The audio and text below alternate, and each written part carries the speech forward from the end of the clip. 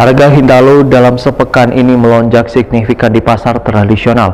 Hintalu ayam ras dijual Rp31.000 sampai Rp32.000 sakilonya. Naiknya harga Hintalu ini maolah sebagian warga mulai beralih menukar Hintalu nang pacah. Gasan bahan baku maolah makanan lantaran harganya lebih murah dari Hintalu pada umumnya. Harga Hintalu dalam sepekan ini melonjak signifikan di pasar tradisional. Hintalu ayam ras dijual Rp31.000 sampai Rp32.000 sakilonya. Naiknya harga Hintalu ini maolah sebagian warga mulai beralih menukar Hintalu nang pecah gasan bahan baku maolah makanan. Budi, salah seorang penjual pentol goreng Waitakoni Prima TV Baisukan Jumat 26 Mei 2023 memadahkan bahan utama gasan maolah pentol goreng ini terpaksa menggunakan Hintalu nang pecah namun isinya masih baik. Harga Hintalu nang pecah kulitnya ini lebih murah dari Hintalu pada umumnya.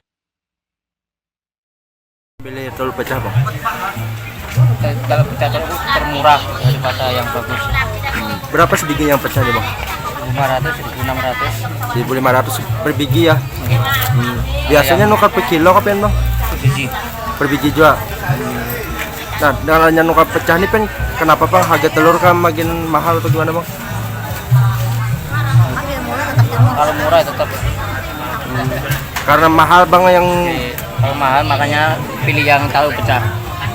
Berarti membeli pecah jadi malah. Gasan apa pen bang? Jualan. Oh jualannya pentol ya?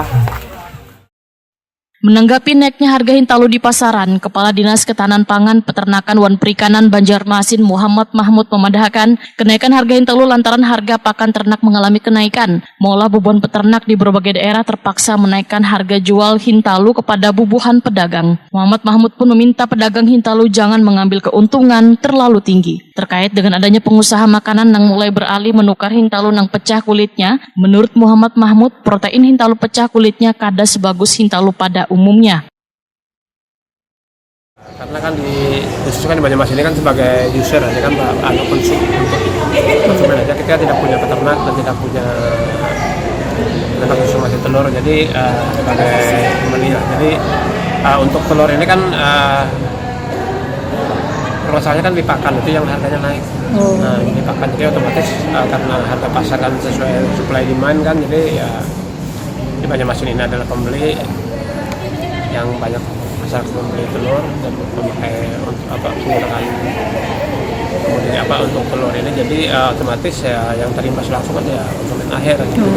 Jadi yang permasalahan di harga pakan ini kayak harga pakannya tingkat peternak yang mahal, jadi otomatis karena berjenjang kan, jadi yang akhirnya konsumen yang kena gitu. Tapi biasanya ya ini kan ya mudah-mudahan menjelang Lebaran Idul Adha lah mungkin kalau faktornya.